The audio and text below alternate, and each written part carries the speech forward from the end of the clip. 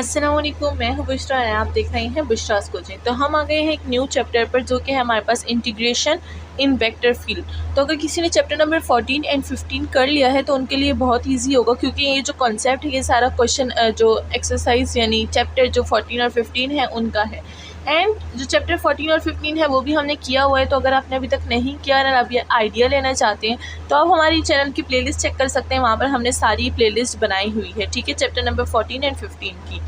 तो वही चीज़ें यूज़ कर रहे हैं, तो ज़ाहिर सी बात है बार बार वही कंसेप्ट यूज़ होगा, हम लोग उनको रिपीट करेंगे ताकि उनको पता चल जाए जिन्होंने वो वाले चैप्टर्स नहीं किए, ठीक है। तो यहाँ पर हमारे पास आ जाता है सबसे पहले how to evaluate a line integral, ठीक है। एक लाइन इंटीग्रल को किस तरह से हम लोग एवेल्यूएट करेंगे, तो यहाँ पर बताते हैं कि फाइंड करेंगे एक स्मूथ पैरामीटराइजेशन ऑफ सी को, ठीक है। देन क्या करेंगे, हम लोग एवेल्यूएट करेंगे इंटीग्रल को। तो यहाँ पर हमारे पास जो एग्जांपल नंबर 1 है उसमें हमारे पास बताया गया है कि एवेल्यूएटिंग अ लाइन इंटीग्रल। तो चलिए सॉल्व करते हैं फर्स्ट एग्जांपल एंड देखते हैं कि हमारे पास जो न्यू चैप्टर है, चैप्टर नंबर 16, ये हमें क्या बताएगा एंड क्या न्यू बात होगी यहाँ पर, ठीक है। तो उन दो चैप्टर्स की जो इन्फॉर्मेशन है वो भी यहाँ पर आएगी एंड साथ में कुछ न्यू चीज़ें भी आएंगी जो कि ज़ाहिर बात है वेक्टर्स के बारे में होंगी कि एक वेक्टर को हम लोग किस तरह से इंटीग्रेट करेंगे एंड काफ़ी सारी कंडीशंस आने वाली हैं।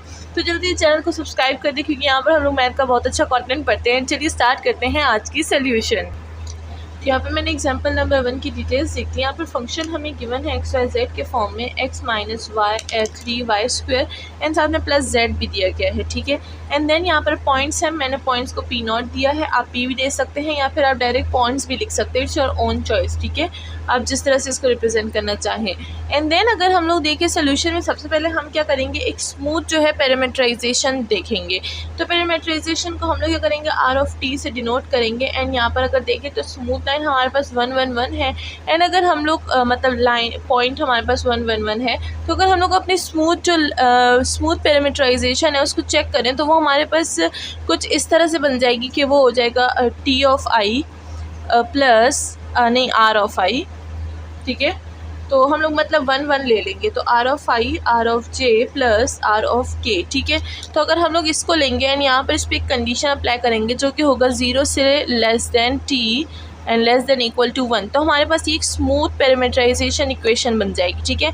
Now we have to first find क्या फाइंड करना होगा हमें, सबसे पहले तो हमें v फाइंड करना होगा। तो अगर हम देखें तो ये हमारे पास क्या है, ये हमारे पास v है, ठीक है।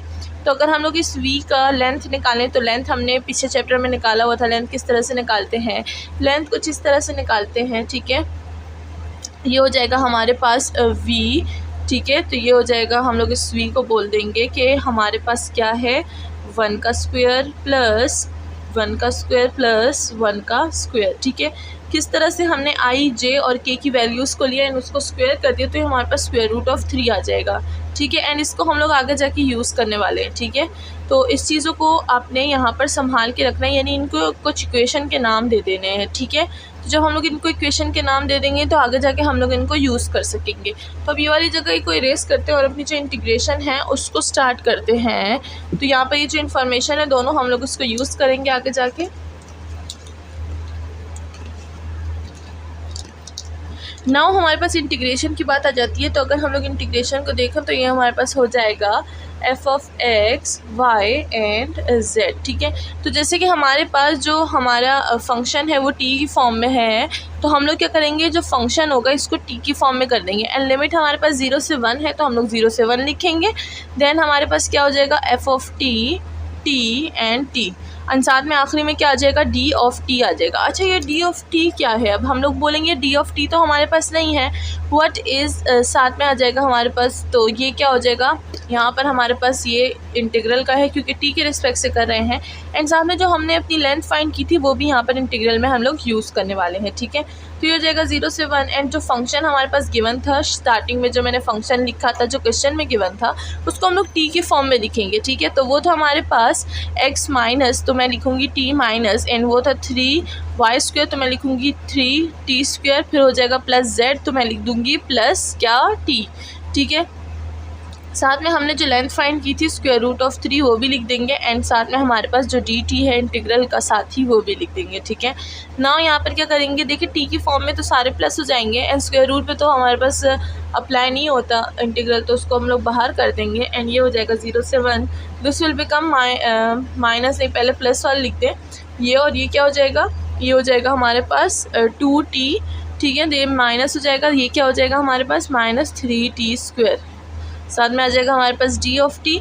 नाउ हम लोग इसको इजीली सॉल्व कर सकते हैं विद द पावर रूल, यानी इंटीग्रल का पावर रूल। तो ये क्या हो जाएगा, ये हो जाएगा क्यूब, तो क्यूब ही रहेगा, यहाँ पर टी का स्क्वायर बन जाएगा डिवाइडेड बाय 2, तो 1 + 1 1 + 1, ये 2 और ये 2 कैंसिल, टी स्क्वायर बच गया, देन माइनस ये क्या हो जाएगा 1 और ये हो जाएगा 2 + 1, तो ये क्या हो जाएगा 3 और 3 कैंसिल, और माइनस टी की पावर क्या हो जाएगी 3, एंड साथ में आ जाएगा हमारे पास लिमिट 0 से 1 है, तो अब ज़ाहिर बात है हम लोग इसमें लिमिट पुट करने वाले हैं। तो यहाँ पे मैं थोड़ा सा इसको हटा देती हूँ। जैसे कि इंटीग्रल हमने पावर रूल काफ़ी दफ़ा कर लिया और हमें पता है कि इंटीग्रल किस तरह से होता है। सबसे पहले हम क्या कर देंगे, पहले वैल्यू 1 लगा लेंगे, तो ये स्क्वायर रूट जो 3 है इसको कॉमन ले लेंगे, एंड ये हो जाएगा हमारे पास 1 - 1 1 - 1 माइनस, ये क्या हो जाएगा 0 - 0। तो मैंने दोनों लिमिट पुट कर दी है यहाँ पे, ठीक है। तो अब हमारे पास जो आंसर आ जाएगा that will be what, that will be 0, क्योंकि देखिए 1 - 1 0 एंड 0 - 0, तो जब 0 इसी के साथ मल्टीप्लाई हो जाएगा तो 0 ही आ जाएगा, तो हमारे पास जो आंसर है वो 0 आ चुका है। तो होप क्या आपको कुछ आइडिया हो गया होगा कि हम लोग इस चैप्टर में क्या करने वाले हैं, कैसे सोल्यूशन करने वाले हैं। तो इसी के साथ आज की एग्जाम्पल खत्म करते हैं, मिलते हैं नेक्स्ट वीडियो में। अपना ख्याल रखिएगा, एंड चैनल को लाइक, सब्सक्राइब और शेयर करना बिल्कुल ना भूलिएगा। Thank you so much.